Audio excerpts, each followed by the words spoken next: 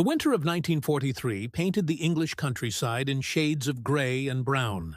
At Horsham St. Faith Airfield in Norfolk, ground crews worked through the bitter cold, their breath hanging in the frozen air as they serviced a fighter that defied every conventional wisdom of aerial warfare. It was massive. 7 tons of American steel, aluminum, and determination. The Republic P-47 Thunderbolt. When the first squadron of these fighters arrived in England, veteran Luftwaffe pilots intercepted the intelligence reports with something approaching amusement. The German High Command circulated photographs among their fighter wings. Laughter echoed through briefing rooms across occupied France. They called it Der dicke Kugel, the fat bucket. Some preferred Die fliegende Milchflasche, the flying milk bottle. How, they reasoned, could this bloated American machine possibly challenge the nimble Messerschmitt Bf-109s and Focke-Wulf 190s that had ruled European skies? The P-47 was enormous, ungainly, and, to the experienced eye, appeared as aerodynamic as a brick with wings. Major Joseph Priller, a Luftwaffe ace with over 40 victories to his name, reportedly joked to his squadron mates, "The Americans have sent us flying bathtubs. This will be easier than shooting down bombers." But Major Priller and thousands of his fellow Luftwaffe pilots were about to learn a lesson written in tracers and painted in blood across European skies. The lesson would be taught by men like Colonel Hubert Zemke. Born in Missoula, Montana, Zemke was a fighter pilot's fighter pilot, square-jawed, sharp-eyed, and possessed of a tactical mind that could dissect aerial combat like a chess master studying a board. When he took command of the 56th Fighter Group in September 1942, he inherited a unit equipped with the P-47 Thunderbolt and a mission that seemed impossible: escort American heavy bombers deep into the heart of Nazi Germany. Fight the Luftwaffe on their home ground. Survive. The early missions were brutal learning experiences. The P-47 pilots quickly discovered what their aircraft was not. It was not a dogfighter in the classic sense. It could not turn with the Messerschmitts and Focke-Wulfs in the low-altitude knife fights that had characterized air combat over Britain and France. But Colonel Zemke was no fool. He studied his aircraft, he studied his enemy, and he forged a tactical doctrine that would transform the P-47 from an object of ridicule into an instrument of terror. The Thunderbolt, Zemke realized, had advantages that rendered traditional dogfighting obsolete. It was powered by a Pratt & Whitney R2800 double-wasp radial engine that produced 2,000 horsepower. This gave the massive fighter exceptional speed at altitude and a dive performance that no German fighter could match. More importantly, the P-47 was built like a tank with wings. Its radial engine could absorb punishment that would send liquid-cooled fighters spiraling to Earth, trailing smoke and coolant. The cockpit was surrounded by armor plating. The wings were thick, sturdy, capable of withstanding battle damage that would tear lesser fighters apart. And then there were the guns. 8 Browning M2 50-caliber machine guns, 4 in each wing, 3,400 rounds of ammunition. When all 8 guns fired simultaneously, the P-47 Thunderbolt became something unprecedented in aerial warfare. A flying fortress of offensive firepower. Each 50-caliber round was over 3 inches long. Each one carried destructive energy that could punch through aluminum, steel, and flesh with equal efficiency. The guns had a rate of fire of 800 rounds per minute. In a 2-second burst, a P-47 could put nearly 200 rounds into a target area. The sound was apocalyptic, a thundering roar that gave the aircraft its name. Pilots who survived encounters with the P-47 described it as being caught in a metal storm, a hurricane of lead that shredded anything in its path, but weaponry means nothing without warriors to wield it. The 56th Fighter Group under Zemke's command became known as the Wolf Pack. They adopted tactics suited to their aircraft's strengths. Energy fighting. Boom and zoom. Use altitude for advantage. Dive at tremendous speed. Fire the 850s. Break away before the enemy could react. Climb back to altitude using the P-47's powerful engine. Repeat.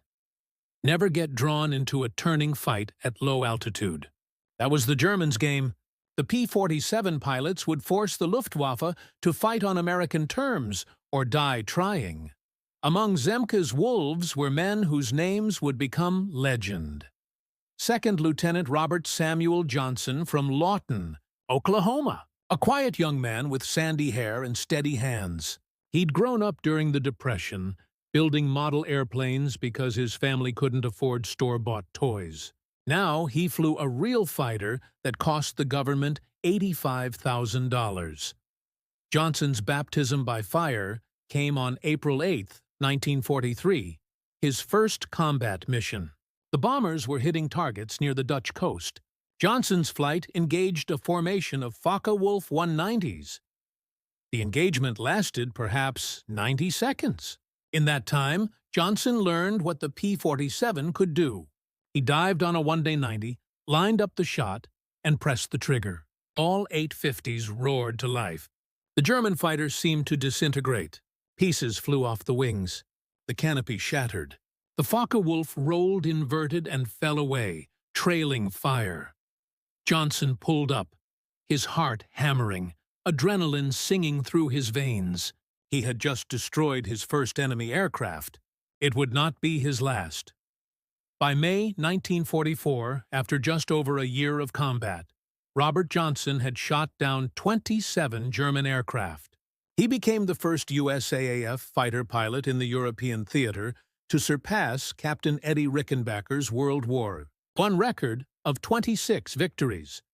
But statistics cannot capture the reality of what Johnson and his fellow P-47 pilots endured.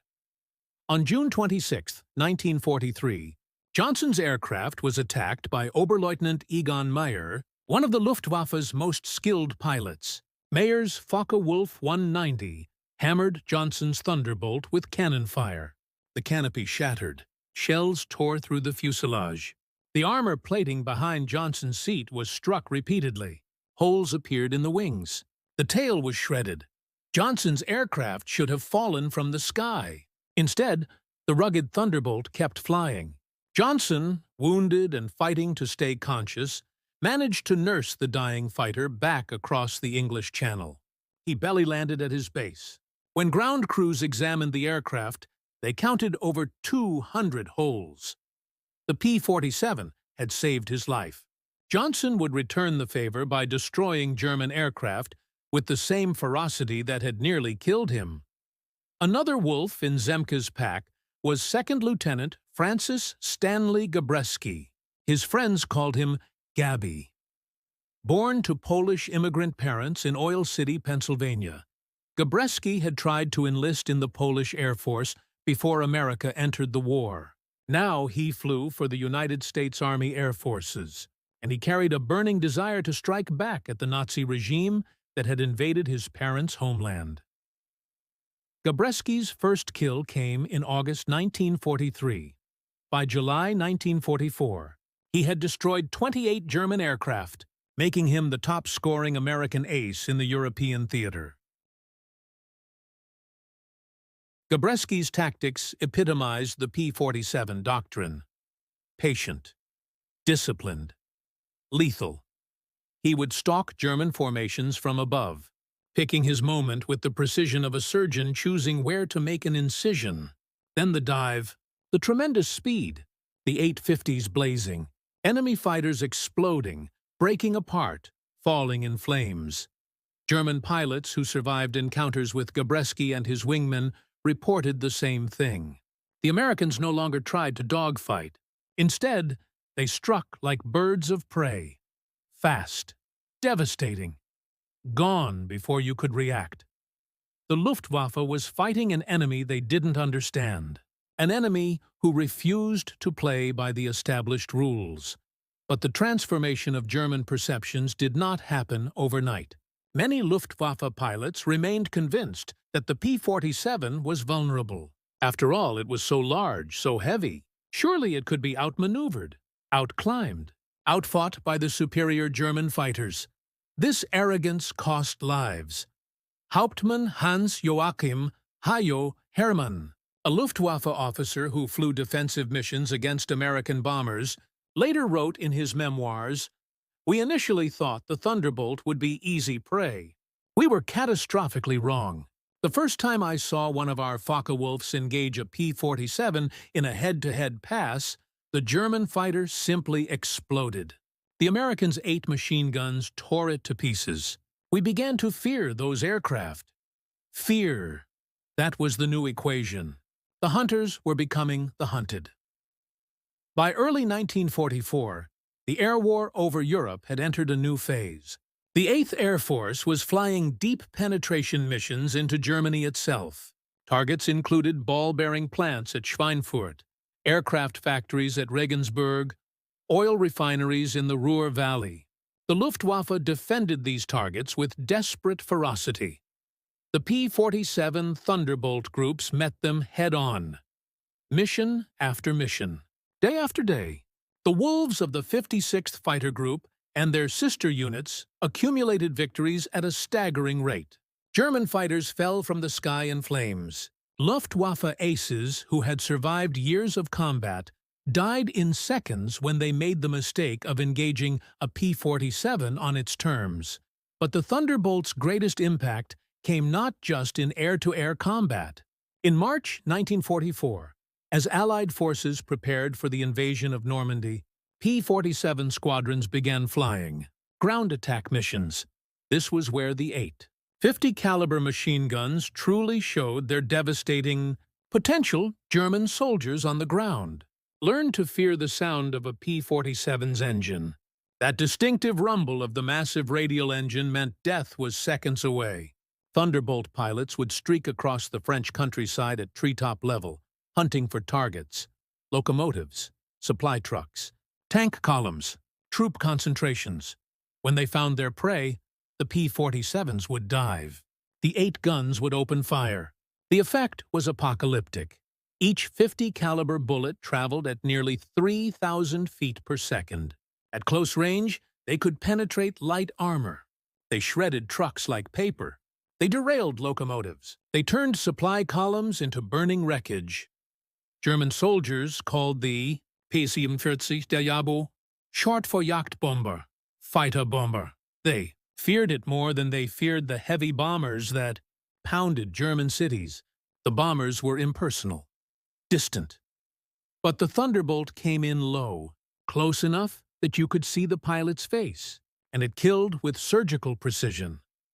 Major General Elwood Pete Quesada, commander of the 9 Tactical Air Command, later said, "The P-47 was the best ground attack aircraft of the war."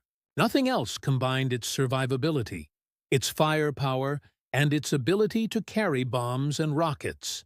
It could fight its way to the target, destroy the target, fight its way home, and land with battle damage that would have downed any other fighter. After the D-Day landings on June 6, 1944, P-47 squadrons operated from hastily constructed airstrips in Normandy. They flew multiple missions per day, providing close air support for advancing Allied troops. The German Army, once the most mobile and mechanized force in the world, found itself pinned down by American air power. Columns that tried to move during daylight were destroyed. Reinforcements couldn't reach the front lines. Supply trucks burned along French roads. The Battle of the Falaise Pocket in August 1944 saw P-47s fly hundreds of sorties against trapped German formations.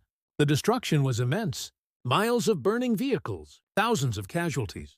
German divisions that had terrorized Europe for 4 years ceased to exist. General Lieutenant Hans Speidel, Chief of Staff to Field Marshal Erwin Rommel, wrote after the war, "The activity of the American fighter bombers, especially the P-47 Thunderbolt, was so intense that movement by day became practically impossible. The psychological effect on our soldiers was devastating. They knew that American air power could strike at any moment. But the men who flew these missions paid a terrible price. Ground attack was among the most dangerous assignments in aerial warfare. Flying low and slow made the P-47s vulnerable to anti-aircraft fire. German flak gunners became experts at defending against low-level attacks. Many pilots who survived hundreds of hours of high-altitude fighter combat died strafing a supply convoy or attacking a railway yard. The official casualty rate for ground attack pilots exceeded 40%. For every 10 men who flew these missions, 4 would not return. Among those who pushed their luck once too often was Gabi Gabreski. On July 20, 1944, after logging 28 aerial victories and becoming America's leading ace, Gabreski was flying a strafing mission near Koblenz, Germany. He spotted a German airfield and decided to make one more pass. His P-47 was traveling over 400 miles per hour, barely 50 feet above the ground. As he lined up on a parked Junkers Ju-87 Stuka dive bomber, his propeller clipped the surface of the runway. The tips bent. The engine vibrated violently. Gabreski managed to pull up, but the damaged engine was dying. He crash-landed in a field. German soldiers captured him within minutes. Gabreski would spend the rest of the war as a prisoner. 28 victories, countless missions, and his war ended because of a few inches of clearance and a moment's miscalculation. Robert Johnson, by contrast, survived his tour. He completed 91 combat missions, shot down 27 German aircraft, and returned to the United States in May 1944. He never flew combat again. The odds had favored him long enough. He refused to test them further. Colonel Zemke continued to lead from the front. After commanding the 56th Fighter Group for 2 years, he volunteered to take over the struggling 479th Fighter Group in August 1944. On October 30, 1944, while flying a P-51 Mustang, Zemke's aircraft entered a violent thunderstorm over Germany. The fighter broke apart. Zemke bailed out and was captured. He spent the final months of the war in Stalag Luftwaffe, a prisoner of war camp on the Baltic coast. But the 56th Fighter Group continued the fight. By war's end, the Wolfpack had destroyed 992.5 confirmed enemy aircraft. 39 pilots from the group became aces. They flew P-47 Thunderbolts exclusively throughout the war, never transitioning to the P-51 Mustang like most other fighter groups. They proved that the flying milk bottle could defeat the best the Luftwaffe had to offer. Overall, P-47 Thunderbolts destroyed over 7,000 German aircraft in aerial combat. They flew more than 1.9 million sorties. They dropped over 132,000 tons of bombs and fired over 135 million rounds of .50 caliber ammunition. The cost was heavy. Nearly 3,500 P-47s were lost in combat. Thousands of pilots died, but the impact on the war was incalculable. After the war, former Luftwaffe pilots were interviewed by American intelligence officers. The question was simple. What did you think of American fighters? Major Joseph Priller, the same man who had joked about flying bathtubs in 1943, gave a different assessment in 1945. The P-47 was the most dangerous American fighter. It was fast in a dive, heavily armed, and nearly indestructible. We learned to fear it. When you saw a formation of Thunderbolts above you, the wise pilot turned away and sought easier targets. Oberst Johannes Steinhoff, a Luftwaffe ace with 176 victories, was more direct. The P-47 was a terrible opponent. The 8 machine guns meant that even a short burst could destroy your aircraft, and the Thunderbolt could absorb incredible damage and keep fighting.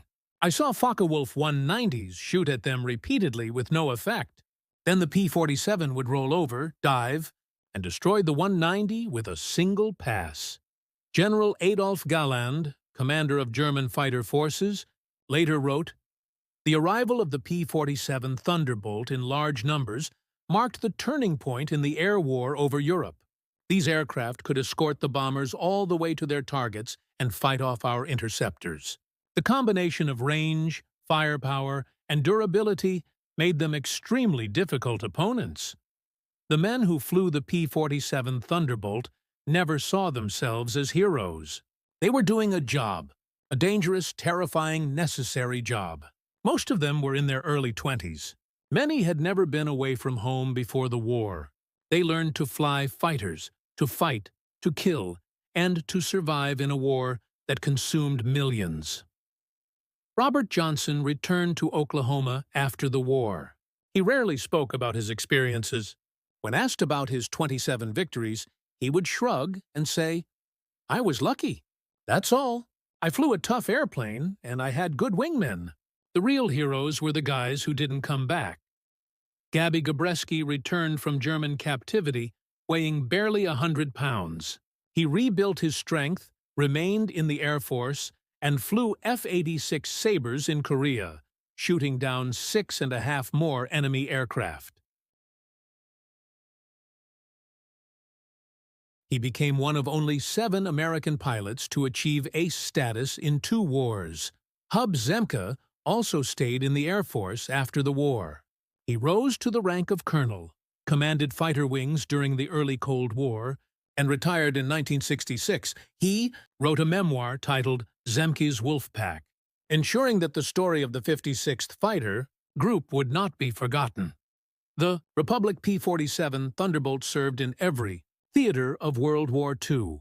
American pilots flew them in Europe and the Pacific. British, Soviet, and French pilots flew them. It fought from the frozen skies of Alaska to the tropical jungles of Burma.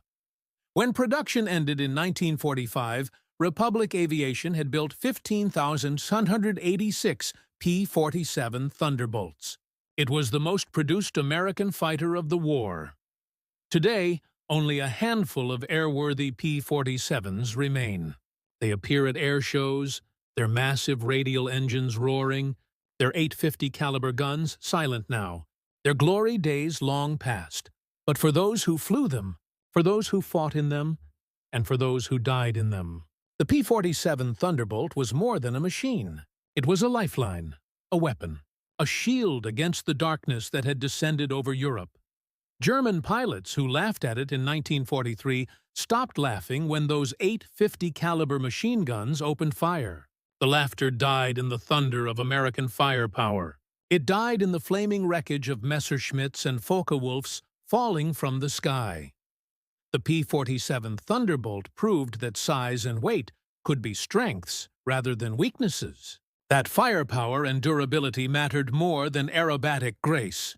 That American engineering, American industry, and American courage could build a fighter capable of defeating the world's most experienced air force.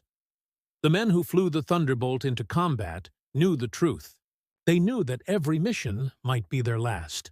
They knew that German fighters and flak batteries were waiting for them.